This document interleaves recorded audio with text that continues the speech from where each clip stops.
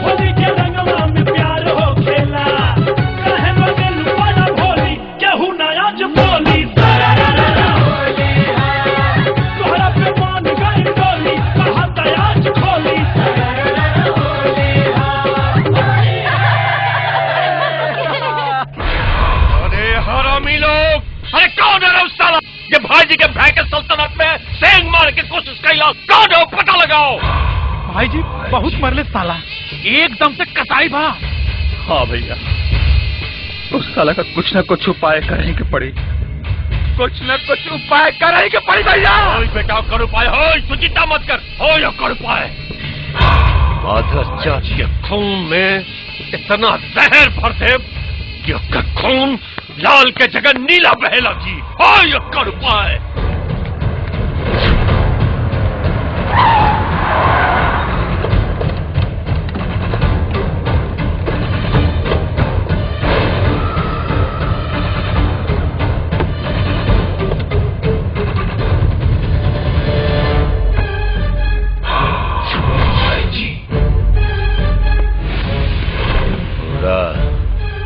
भाई जी।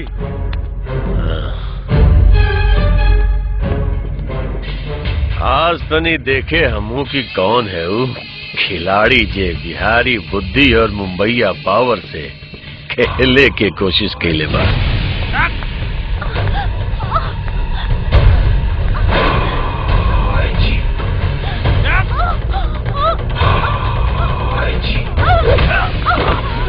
कौन है रे लोग? भाई जी शंकरवा के माए बाबूजी बड़े हैं। लो यही है उस सांप जो सपोला के पैदा कैले बा। ऐसन बेटा पैदा कैला के गलती की सजा तो भुगते के पड़ी रे पड़ो।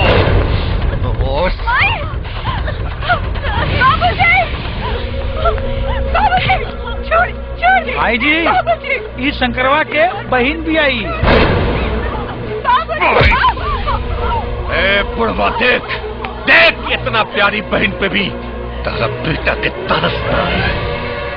भाई जी के भाई के ऊपर हाथ उठावे के बदले भाई जी ओकरा बहन के साथ का कर सकेले।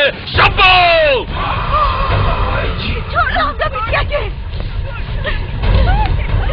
ए मुकर हमका बिटिया के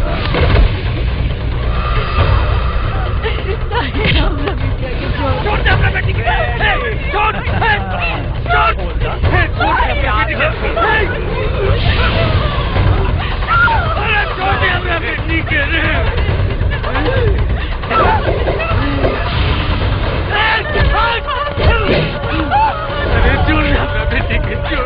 भाई जी बच्ची के। बुढ़ो भाई जी के न्याय हमेशा उचित होगा। आज तक खाली चीर हरण भइल बा तोहार बेटी के, लेकिन एक बाद भी अगर तुहार बेटा सबक न लेलस यही तो खाली टेलर रहे। पूरा बस्ती के सामने फिल्म दिखाई हम फिल्म और भाई जी का जवान काला बा के बोल देलस वो हो के रहेला। भाई जी बिहारी बुद्धि मुंबईया पावर। भाई जी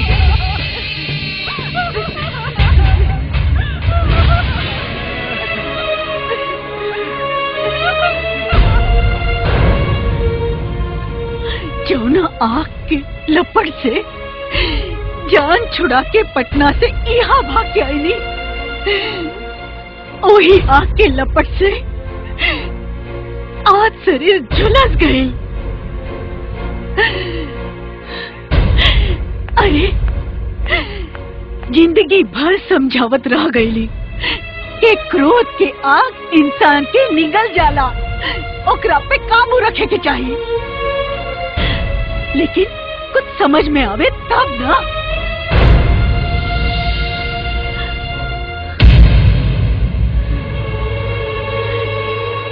आज तक एकरा समझ में ना आई कि का खो रहल बा और का पा रहल बा।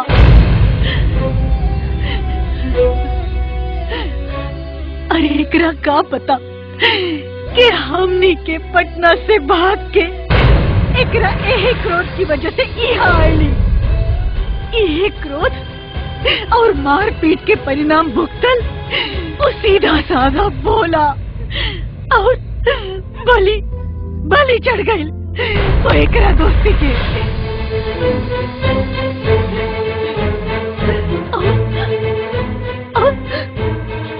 हमनी के का भइल यहाँ आके का भइल। आज हमरा बेटी के शरीर से कपड़ा उतर गए।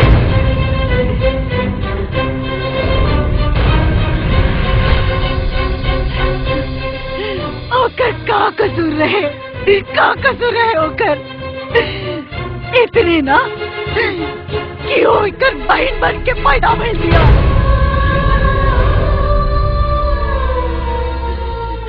पता ना एकरा दिमाग में का बैठल बा, कितना समझाव बात दिमाग में संभाला ही ना। एकरा खातिर ना कोनो पुलिस थाना बा ना कोनो कोर्ट कचहरी। हमरा तो समझे में नहीं आवत माई कि हम गलत बानी या इस जमाना के लोग गलत बा। तू लोग पटना से यहाँ भाग के आयल बड़। इतना बड़ बात हमसे छुपौलन। कहाँ मिला लिया भाग के। अब कहाँ जीवन लोग भाग के यहाँ से। हाँ। और हमार गलती कब? हमार गलती यह कि हम कोई के गलत ना करे नहीं ले, या हमार गलती यह कि हम केहू के गलत करे तो रोकी ले।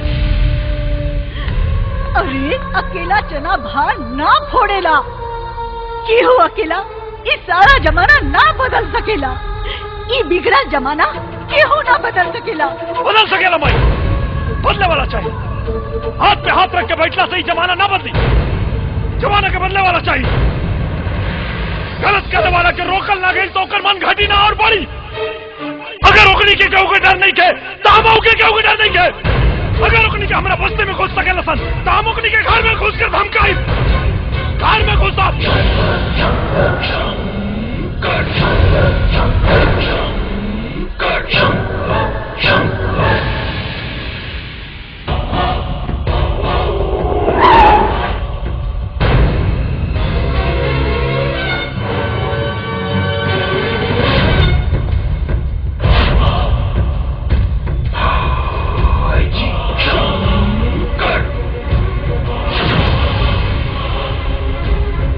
शंकर नाम हमारा।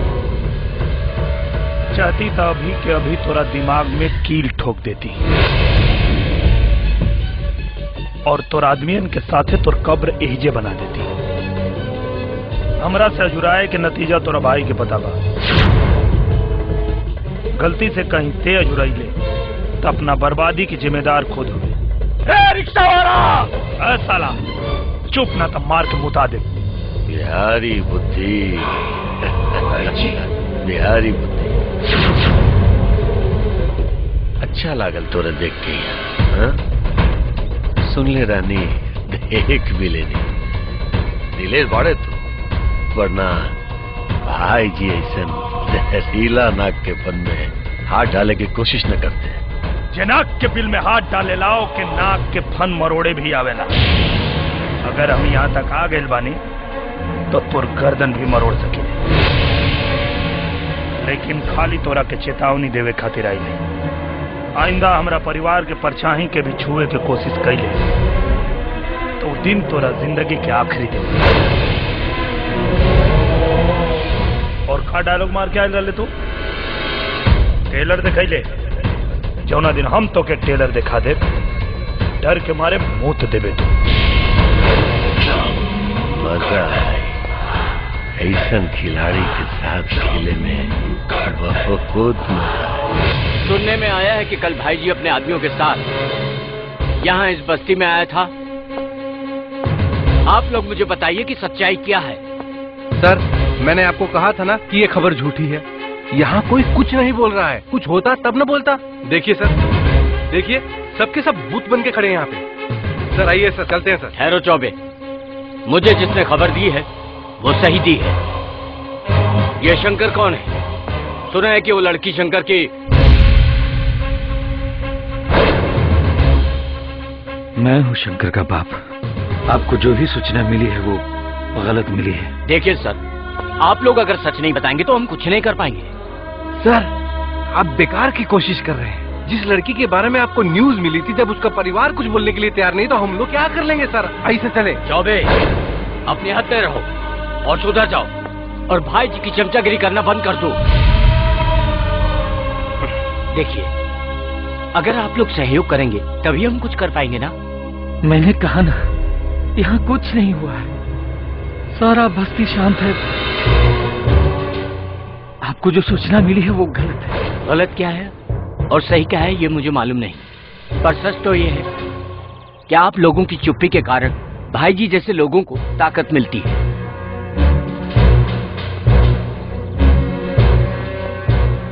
चलो लो। सर, आप बेकार की कोशिश कर रहे हैं। चलो बेटी। मैंने आपको कहा था ना, यहाँ पे कुछ भी नहीं हुआ है। आइए सर, चलते हैं सर। चलो।